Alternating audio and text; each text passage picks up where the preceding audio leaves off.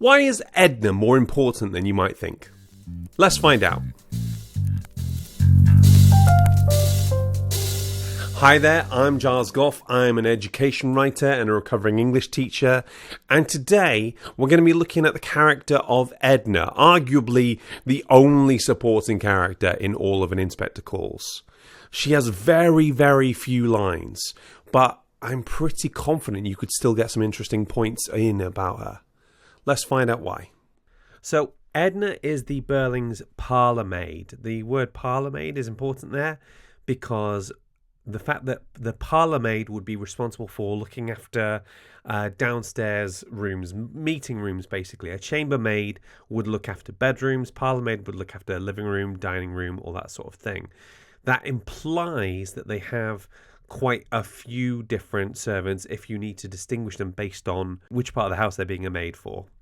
We know that she's one of at least two servants. There's a reference to the cook early on. There's no butler answering the door, it's only Edna, so we can probably assume from that it's not a massive staff at the Birling household. She announces the arrival of the inspector, that's important, we'll come back to that later, and she only has 6 lines, so quite a very small character, and you're unlikely to get any questions on Edna herself, but just in case you do, here's some stuff that will have you covered. She is simply described as Edna the parlourmaid. Now, that is a deliberately vague phrase there, the deliberately vague description from Priestley. Why is that? Is that because Priestley just doesn't care about the character? Well, probably not. For reasons we'll explain later, I think the description of the parlourmaid has been made deliberately vague, and we'll get to that later on in a bit. So first of all, let's look at the concept of domestic service in 1912. So children as young as 12 could be put into service at this point. So they weren't afraid to use child labour. There's not necessarily any progression in this area as well, or if there is, it only comes about when more senior servants retire or move on. So it's a very thankless job. They often only got 1 day off a month, and they would be expected to work from 6 a.m. to 10 p.m. Effectively, they have to be up before their masters get up, and they have to be in bed once their masters are in bed. And it's a very strict hierarchical system. The parlourmaids would be expected to sort of wait on people like the butler or the cook or anybody with sort of higher up in the system. It was liable to sexual exploitation. This is an area that Priestley could have followed, who could have gone down if there'd been, let's say, for example, another character in the Birling family.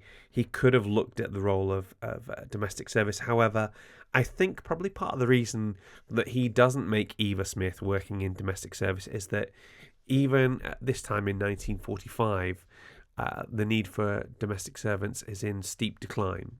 And what I mean by that is, in 1912, approximately 1.2 million people worked in domestic service, and this number gradually goes down over time. During the First and Second World Wars, more women are expected to work in factories where they'll come in, they'll work their set hours, and they'll leave and they'll have their own jobs and their own lives. So the hours won't be as long for starters. So as large houses are declining, as more labour-saving devices are coming into use, there is less of a need for domestic service and also less of a desire to go into domestic service. Now, when we talk about key quotes for Edna, there are very, very few. So right at the start, we see, "Please, sir, an inspector called." And then Mr. Birling says, "What, a police inspector?" He says his name's Mr. Goole. Edna is the only working class character who actually appears in the play, and it is a working class character that heralds the arrival of Inspector Goole. So if you wanted to look at that at a symbolic level, you could say it's the working class that are bringing in the desire for justice in society. Now, one key term I wanted to look at in terms of Edna is double casting. This is not so important in terms of it as a piece of literary work, but it is quite important in terms of looking at the script as a working document for a play to be produced. So the actress playing Edna might be an assistant stage manager. So an assistant stage manager is a really vital, really important member of your stage crew. They'll usually be following along in the play. They sometimes might act as a prompt. They will give warnings to people who are due on stage in a few minutes for any actors that are sort of sat backstage. To give you an idea, Patrick Stewart, who played Captain Picard and Professor X, amongst many other notable roles, started his theatre career as an assistant stage manager. And it would be one of those places where they are vital, but they're also usually the lowest man on the totem pole. So they'll be there to make tea, coffee for people. They'll also have to go out and buy props a lot of the time, things like that. The character of Edna is a very, very small role, and it would almost not be worth just employing somebody just to act those 6 lines. The character is necessary for the setting of a big townhouse in this fictional town of Brumley, because you get in that sense of class right from the start. So she is important, she is needed, but she's not the main focus. So it would make sense money-wise for your actress playing Edna to also have a crew role as well, and this is still common to this day. She could also play Eva Smith, Daisy Renton. Now, in the original script by J.B. Priestley, there's no actual place for an Eva Smith, Daisy Renton to actually come on stage. However, in many productions, such as my own, it starts to feel like a very talky play where you don't actually see anything going on. So in my version, I had an actress playing Eva Smith come on, and the actors would act out their interactions with her as they were telling us what's going on. So sometimes Edna, the person playing Edna, can also be the person playing Eva. You'll see the similarity of the names there.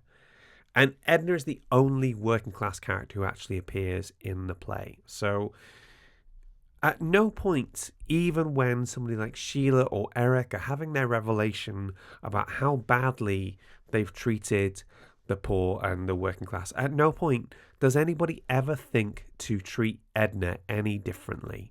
Edna is working long hours, liable to exploitation, is being exploited simply by not having the kind of days off that we would expect, or working ridiculous hours. She is an exploited member of society, and at no point do even the characters with redeeming qualities think of treating Edna any differently. So that's one of the reasons why she's one of the most important characters in the play.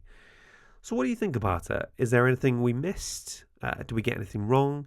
As I say, the likelihood of you getting a question on her is quite low, but if you do, I want you to be prepared and make sure you've got plenty to say about her. I hope that has proved useful and that's given you something for your essays. Please click like and subscribe, and I'll see you in the next video.